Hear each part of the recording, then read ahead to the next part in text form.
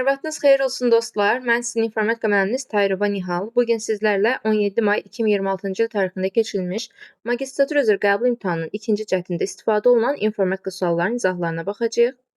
Əvvəlcə onu qeyd edeyim ki, hava şəraiti ilə əlaqədar, həmçinin də ölkəmizdə keçirilən beynəlxalq tədbirlə əlaqədar yolların bağlı olması səbəbilə bir çox tələbə imtahanda iştirak edə bilməyib. Mənim özümün yüksək nəticə göstərəcəyini düşündüyüm tələbələrim imtahanda iştirak edə bilməyiblər. İmtahana bu səbəblə gecikən tələbələr haqsız yerə imtahan binasına buraxılmayıblar.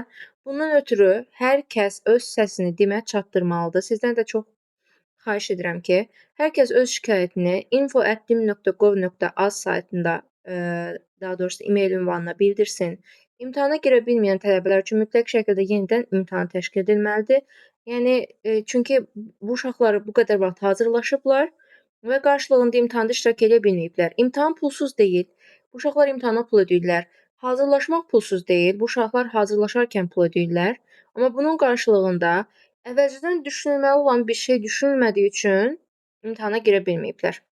O səbəbdən də çalışaq maksimal şəkildə səsimizi dimə çatdıraq və o uşaqlar üçün yenidən imtahan təşkil edilsin. Keçək imtahan suallarına. İmtahan sualları orta və asan idi informatikadan və əvvəlki illərin qəbullarından və əvvəlki illərdə istifadə olunmuş sınaqlardan təkrar suallar öz əksini tapmışdı. İlk sualla başlayıram.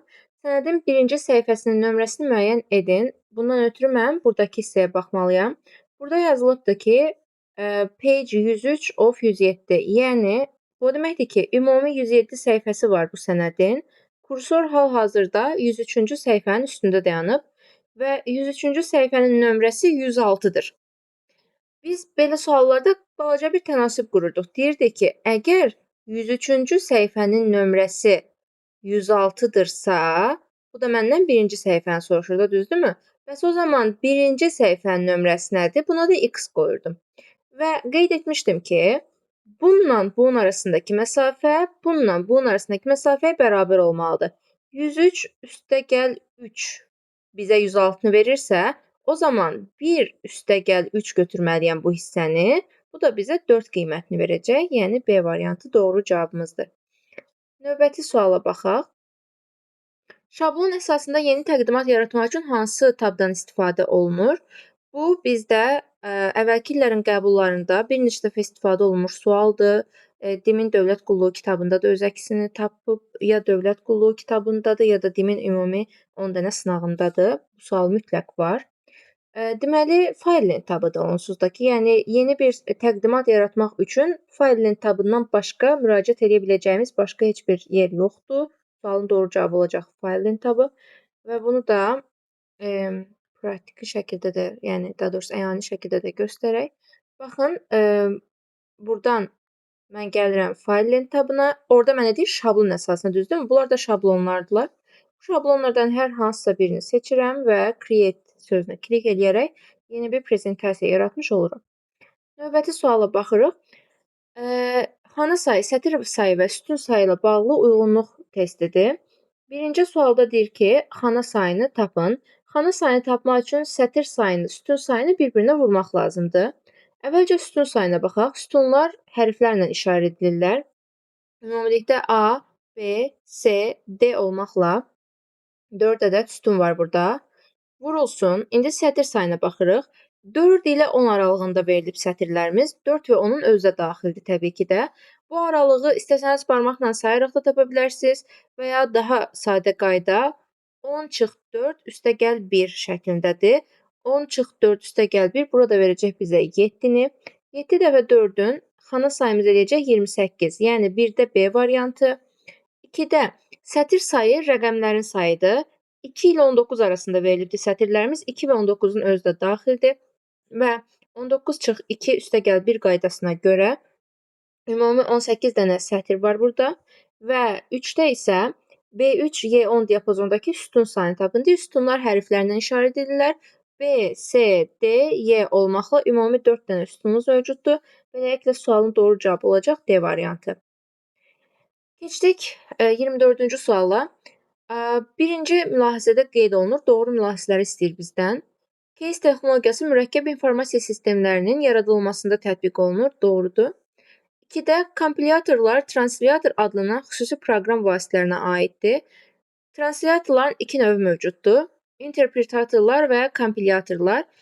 Bunlar üçü birlikdə ümumilikdə instrumental proqramların tərkibinə aiddirlər. Yəni burada bəhs edilən kompilyator da translyatora aiddir sözü doğrudur. Kompilyatorlar yazdığımız proqramı bütövlükdə kompüterin başa düşəcəyi dilə tərcümə edir. İnterpretatorlar isə yazdığımız proqramı hissə-hissə kompüterin başa düşəcəyi dilə tərcümə edir. Kompilyatorlar proqram sətirlərini birbaşa tərcümə edir və eyni zamanda yerinə yetirir. Xeyr. IDE instrumental proqram təminatına daxildir. IDE Pythonun bir mühitidir və proqramlaşdırma dillərinin istifadə olduğu mühitlər hamısı birlikdə instrumental proqram təminatına aiddirlər. Yəni bu hissə doğrudur. 1, 2, 4 doğrudur. İnterpretatorlar kompilyatorlardan fərqli olaraq ilkin proqramı bütövlükdə maşın dilinə çevirir. Xeyr, əksinə kompilyator hissəsi çevirir, kompilyator bütövlükdə çevirir, interpretator hissəsi çevirir. İnstallaşdırma proqram təminatını setup.sys proqramının köməyi ilə quraşdırılır. Setup.exe vasitəsilə quraşdırılır. Setup.sys vasitəsilə yox. İnterpretatorlar translyatorlar adlanan xüsusi proqram vasitələrinə aiddir. Yəni doğrudur. Maşın dilindəki proqrama ilkin proqram deyilir. Xeyr, buna mütləq proqram deyilir. Yəni ilkin proqram kompüterin seçilmiş proqramlaşdırma dilində yazılmış kodlara deyilir ilkin proqram. Maşının başa düşəcəyi dilə çevrilmiş proqrama artıq biz mütləq proqram deyirik. Yəni beləliklə 1, 2, 4 və 7 sualımızın doğru cavab variantı olmuş olacaq. Yəni C variantı. Növbəti suala baxırıq. Şəbəkə protokollarına aid deyil. Mən bunu bir neçə dəfə qeyd etmişəm. Protokolların adlarının sonunda P hərfi olur. Əgər hansı protokol deyil deyirsə, siz avtomatik olaraq sonunda P hərfi olmayanı seçə bilərsiniz. Düzdür.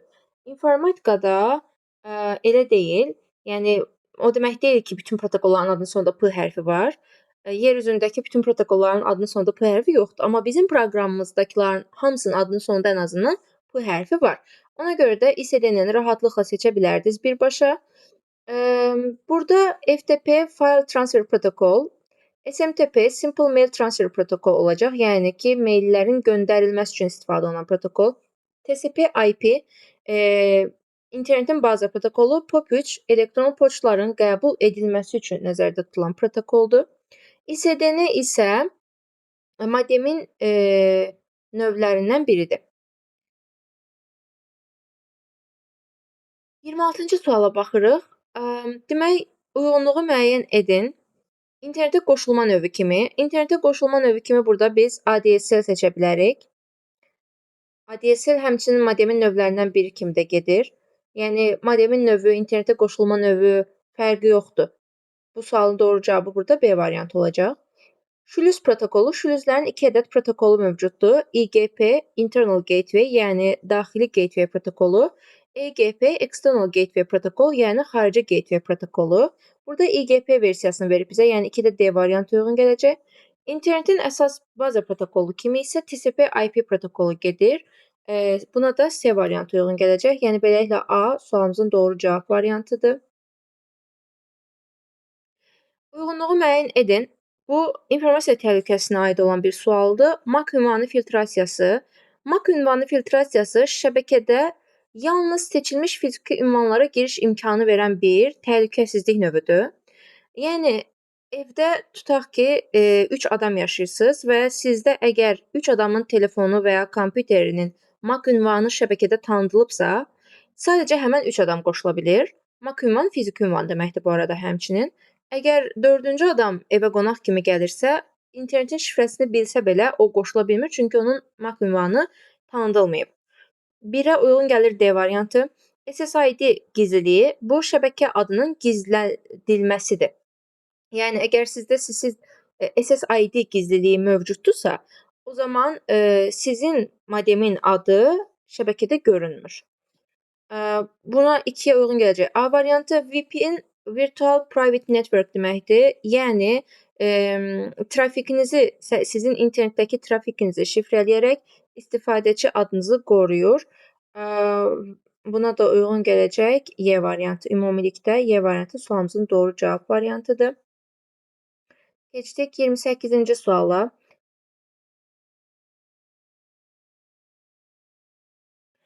Elektron cədvəl fraqmenti verilmişdir. Hesablamanı icra etdikdən sonra D4 xanasındakı qiymət neçə olacaq?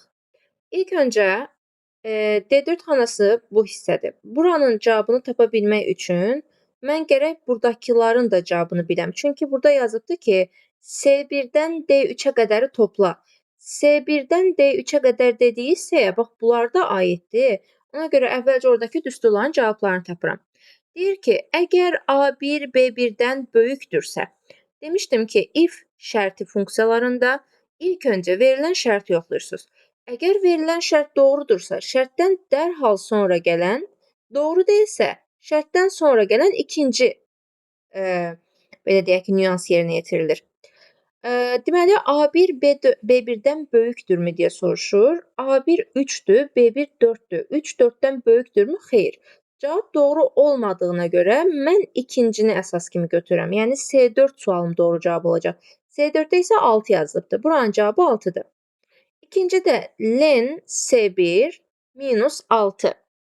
Yəni C1 xanasının uzunluğundan 6 çıx deyir. C1 xanası budur.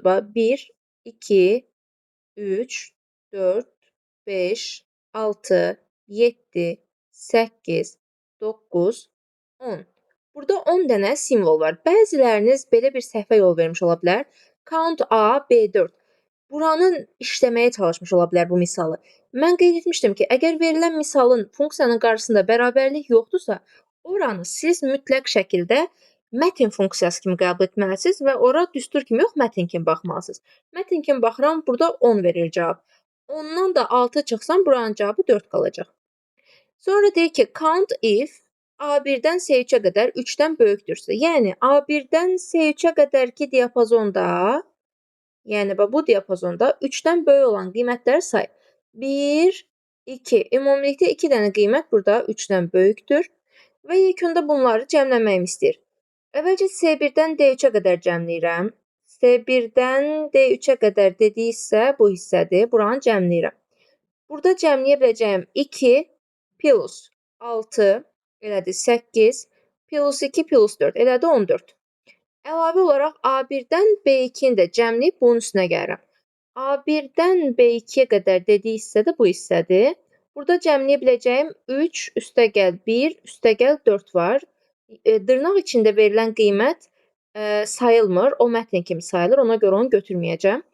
Yəni burada ümumi 8 var. Burada 14, burada da 8. Toplayanda ümumi eləyəcək qiymət 22. Növbəti sualda Y8 xanasındakı düsturu Y2 xanasına köçürsək, Y2 xanasında hansı nəticə alınır? Əvvəlcə haradan hara gəldiyimə baxıram. Mən Y8-də idim. Oradan gəldim, çıxdım Y2-yə. İndi Y8-dən Y2-yə gələndə heç bir hərf dəyişikliyi yoxdur. Yəni düsturunuzun hərflərində heç bir dəyişiklik etməyəcəksiniz. Rəqəmlərində isə 6 bayt azalma var. Dollar şərəfdə olmadığına görə rahatlıqla bu 6 bayt azalmanı tətbiq edə bilərəm misalıma. D8-dən köçürsəm, 6 bayt çıxsam olacaq D2. Vergül right B8 vergül 1. B8-i də 6 bayt azaltsam olacaq B2 vergül 1.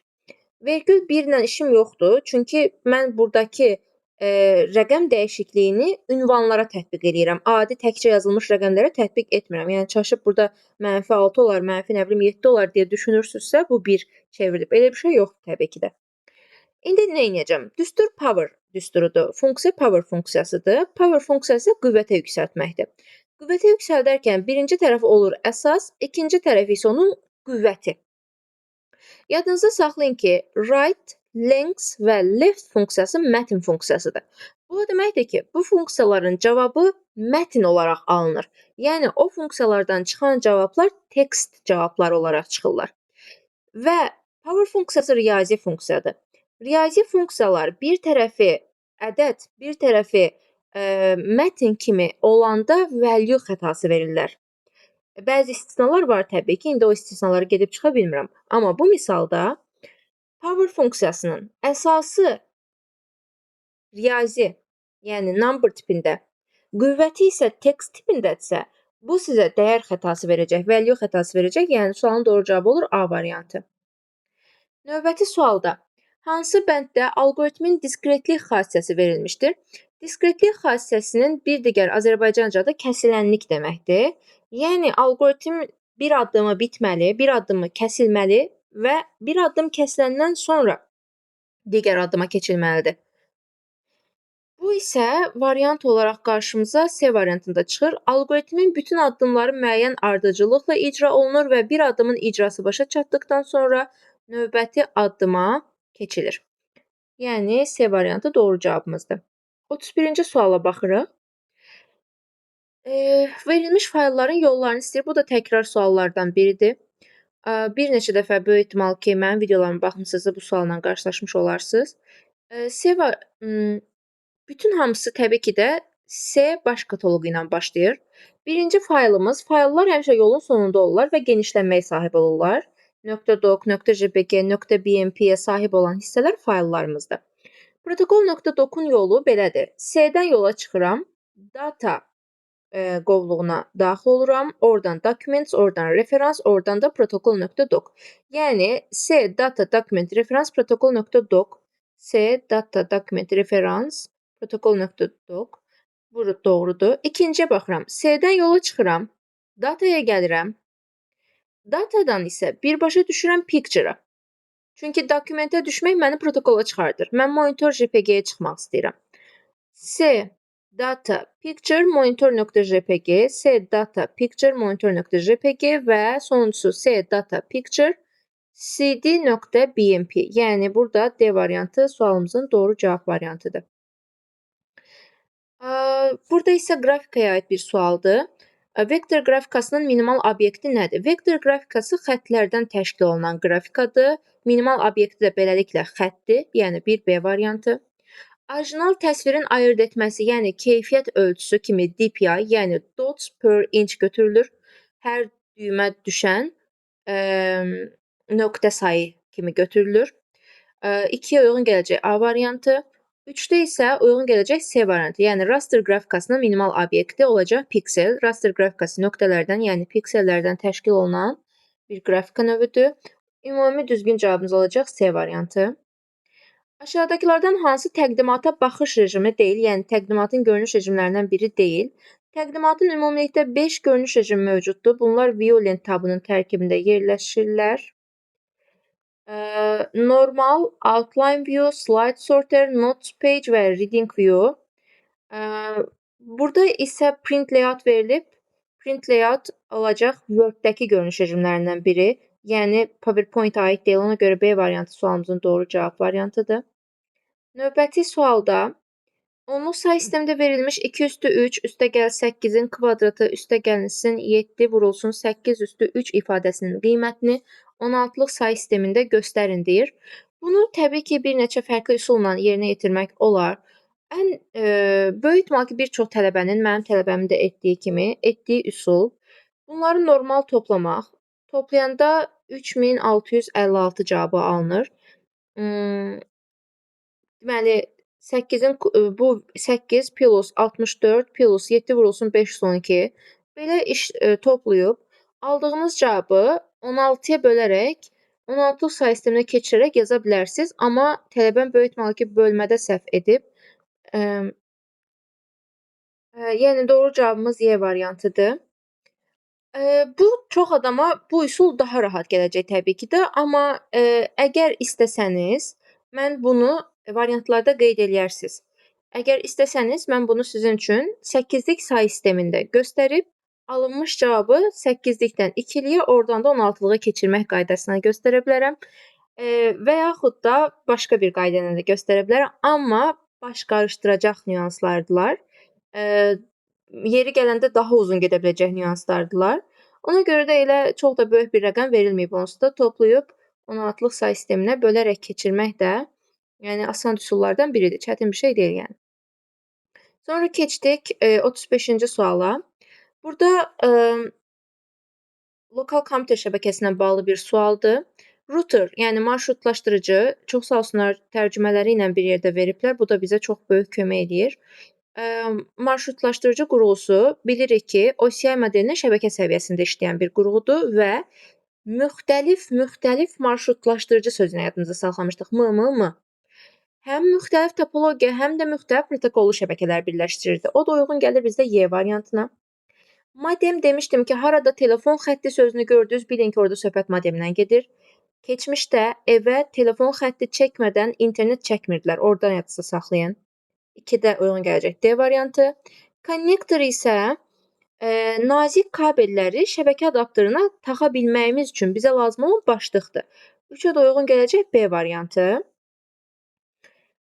Sonra, yəni ümumilikdə D variantı sualımızın doğru cavab variantıdır. Sonra keçirik 36-cı suala. Bir dəqiqə.